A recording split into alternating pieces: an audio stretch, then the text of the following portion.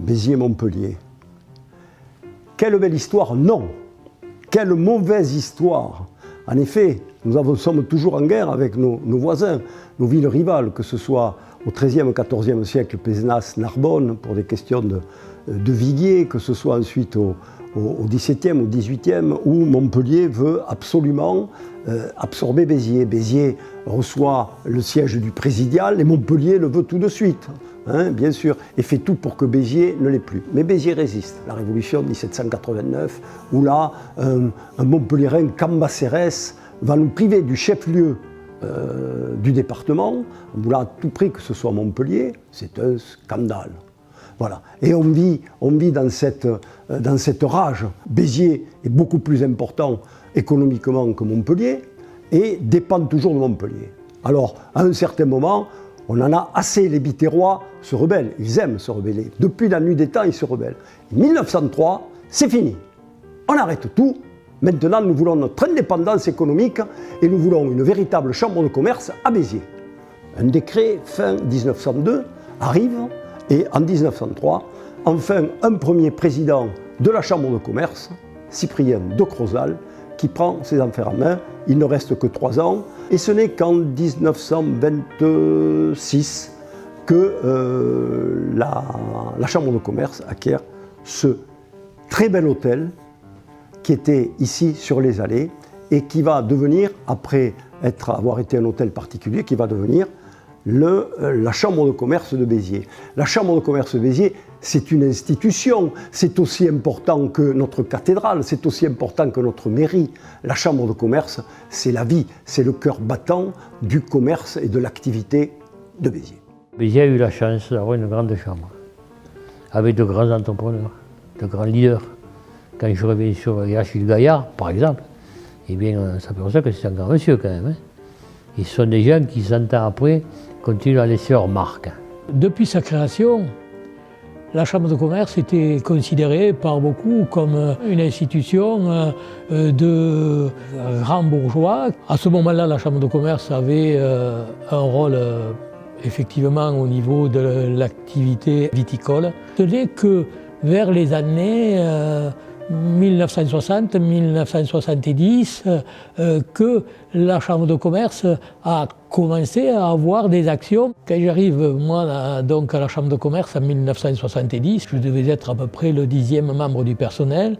Et quand j'ai quitté la Chambre, juste après l'année 2000, eh bien, la Chambre avait à ce moment-là 220 personnes. Le budget le plus important que la Chambre a connu, du moins quand j'y étais, il a été de 15 millions d'euros. C'était 500 fois plus que les 30 000 euros de l'année 1960. L'activité effectivement de conseil s'est rapidement développée. L'idée c'était de conserver le commerce de centre-ville et c'est à ce moment-là que sont nées les associations de commerçants. Puis l'activité s'est développée. D'autres conseillers techniques, d'autres assistants techniques sont venus pour le tourisme, sont venus pour l'industrie, pour essayer d'aider le développement de l'économie en général. La Chambre de commerce a également créé donc, des équipements qui étaient liés au tourisme.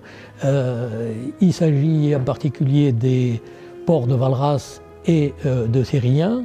La Chambre de commerce a souhaité aider également les pêcheurs et la Chambre de commerce a créé la Criée d'Agde. L'aéroport, moi je l'ai connu avec une piste en herbe qui n'était pas dans l'axe de celle d'aujourd'hui. Elle était plein nord.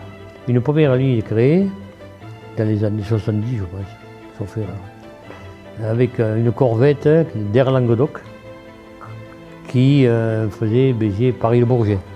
Et je me rappelle de l'inauguration de l'aérogare et de l'ouverture de la ligne. Donc on avait accueilli un avion qui venait de Paris. Il y avait 13 passagers à bord, ils ne pouvaient pas embarquer davantage. Mais ça a commencé comme ça.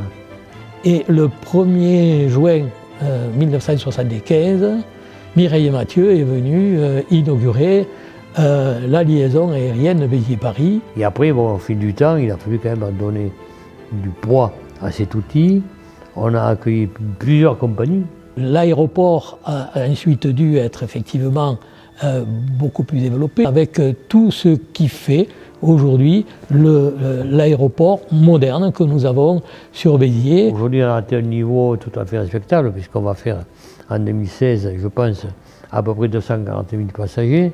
C'est vrai que quand on part d'Air Languedoc avec une corvette de 13 places qui desservait Paris-Le Bourget, et qu'on arrive aujourd'hui à voir les Boeing 737 de Ryanair se poser à Béziers, on mesure le temps qui a passé, les progrès qui ont été accomplis. On ne peut pas ne pas citer le président Marc Tressol qui a été celui qui a apporté le plus grand rayonnement de notre institution. En 14 ans, c'est le moment où la Chambre s'est le plus diversifiée. C'est vrai que je fais partie de ceux qui étaient très proches de Marc Tressol, pour diverses raisons, essentiellement humaines d'ailleurs. Et puis c'est vrai que j'ai mesuré au fil du temps le bâtisseur qu'il était. C'était quelqu'un qui était un homme d'opportunité. Marc Tressol avait une idée à travers la presse nationale que le focus se porte sur Béziers. Il avait choisi le meilleur publicitaire peut-être qu'il y avait à ce moment-là, qui était Jacques Séguéla. Et Jacques Séguéla est venu un jour à Béziers. Il nous a présenté des projets de campagne de promotion du Biterrois. De là est né le contact avec Bernard Tapie. Bernard Tapie qui a créé une école de commerce ici. Cela a fait naître aussi l'idée du tournoi de rugby des grandes écoles. Et bien, on avait imaginé que intéresser les grandes écoles type Polytechnique, Centrale et autres, ça permettait à des jeunes qui étaient en formation dans ces écoles de se rappeler qu'à Béziers on faisait des choses. Le président Tressol disait une ville doit aussi se faire connaître par la qualité de ses tables, par la qualité de sa gastronomie.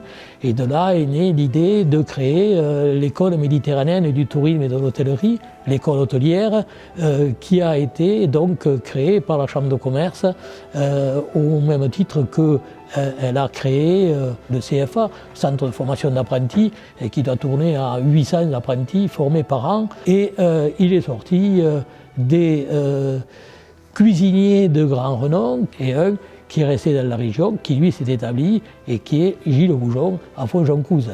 On ne peut pas rêver mieux comme ambassadeur de la gastronomie du Biterrois et surtout de la formation de l'école hôtelière. Je me rappelle de la première foire de Béziers. On n'avait pas de parc d'exposition ici. On a fait sur les allées pour riguer. On se souvient. Après ces 2 années passées sous les allées, et devant les difficultés que ça créait, la foire a dû cesser d'être organisée. Ensuite, donc, lorsque Marc Tressol était président, l'idée est venue de recréer cette foire-là sur l'aéroport. Idée qui a été perturbée par une année extrêmement pluvieuse, une période extrêmement pluvieuse. Le président Tressol avait été marqué. Je me souviens qu'en Assemblée générale, il avait fait le serment que pour le mois de mars, l'année d'après, la Chambre de commerce aurait un équipement qui a été réalisé, puisque la foire de Béziers a été faite dans le nouveau parc des foires et d'exposition, et d'autres opérations ont suivi à la suite.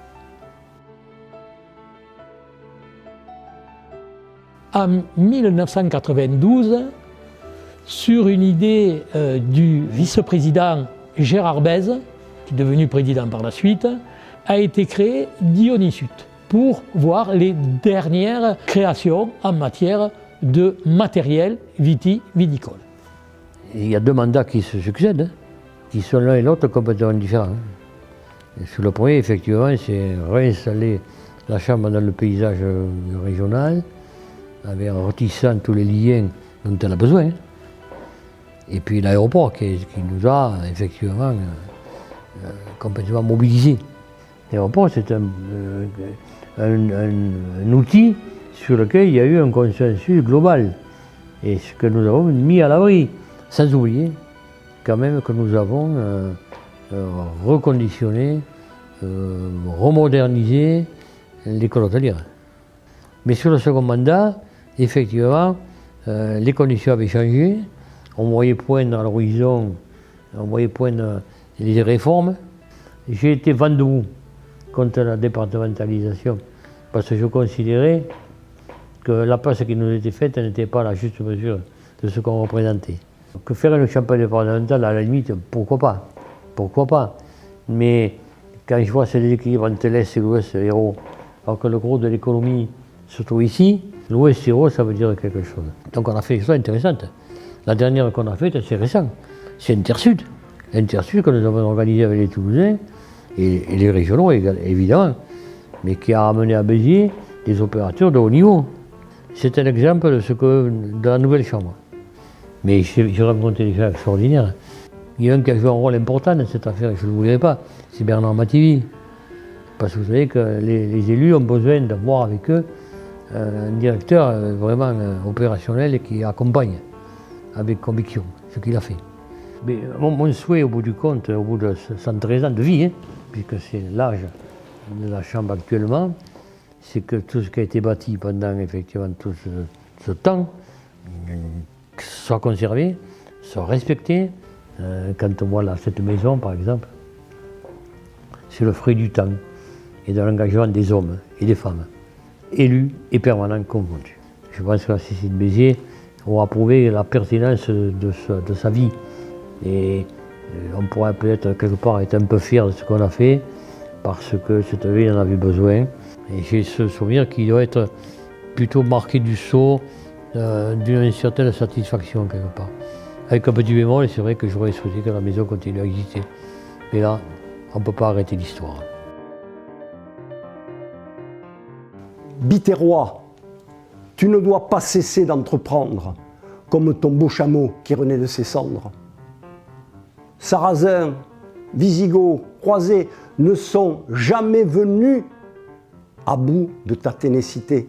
Réveillons les génies qui sont dans la cité et nous retrouverons l'éclat de notre passé.